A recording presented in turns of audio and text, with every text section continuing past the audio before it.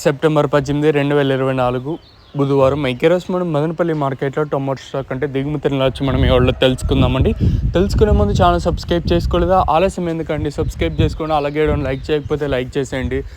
ఇప్పుడు నేను చెప్పేంత వరకు మీరు వెయిట్ చేయాల్సిన అవసరం లేదు. మీకు చిన్నగా లైక్ ఒక సబ్స్క్రైబ్ చేయండి, అంతే కదా.